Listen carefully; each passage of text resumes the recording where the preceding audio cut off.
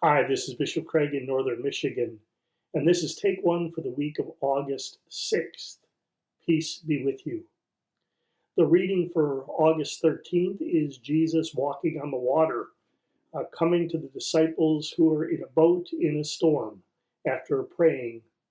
And it's poignant for me, I guess, because on Tuesday, my family and I will be out in a boat um, committing my brother's remains to the deep. And this is the reading this week. It's even more poignant because 20 years ago, my family and I were out on a boat and we committed my father's remains to the deep. And the reading was Jesus walking on the water, that time from Mark. So this reading has some very personal connections for me, which I wrote about in my book, When God Speaks Through Worship, Stories Congregations Live By, in the chapter Remember Baptism.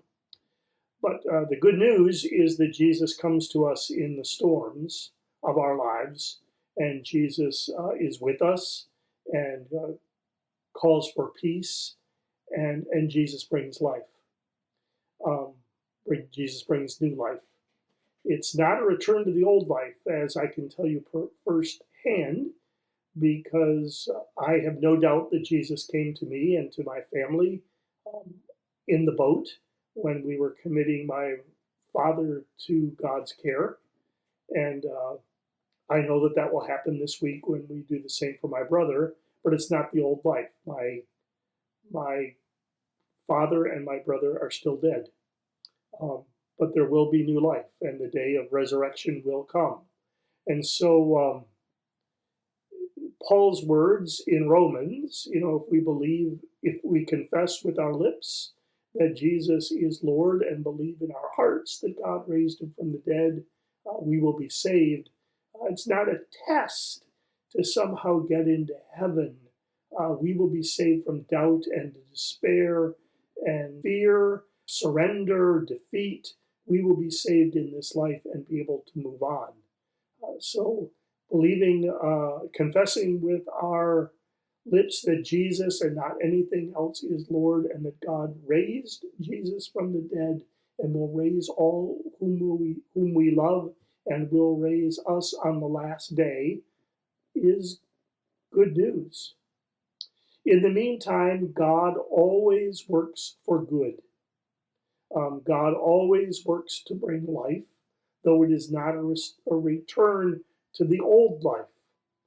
And we get that in what I read in the first reading from Genesis, which begins the story of Joseph, the son of Jacob or Israel, and his brothers. Joseph has the colored coat with many sleeves, and his brothers hate him because he's dad's favorite. Oh boy, talk about family system stuff. And they decide not to kill him, but we'll throw him in a pit to give him a fighting chance, and then even better, we'll sell him into slavery.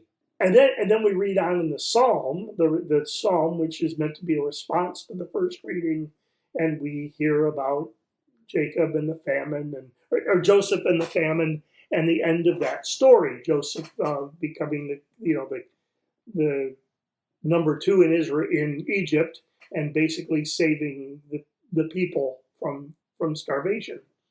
And so I think when Joseph was in the pit or sold into slavery, Joseph could not see uh, that God would use this for good. I think Joseph was clear that his old life was over, but God used the circumstance for good. God used the circumstance to bring life. And that is, I think, what we hold on to, the hope that we cling to. Um, as we commend loved ones to God's care, or as we work through the storms of this life, or as we wait for Jesus to come. The last thing I'd say about this reading this week is that I can remember sitting in a Gospels class in seminary. It's interesting the stuff that comes out at different times in our lives, and I remember the explanation of one of these texts that the boat is the church. So as I think more and more as a bishop these days, we can hope that for the church too, that when we are in the boat of the church, beaten by the waves, um, Jesus will come to us and will bring peace and will restore life, but it will not be the old life. It will be new life. Um, And then we got, of course, I love the unique part of Matthew's gospel. Peter says, Lord, if it's you, bid me to come out on the water. And Jesus says, come on. And Peter goes and becomes afraid, and Jesus needs to save him. Um, yeah, if we're gonna dare to join Jesus on the water in the storms, um, we need to be ready to understand that it's going to be stormy. And Jesus implies that it comes down to trusting in Him.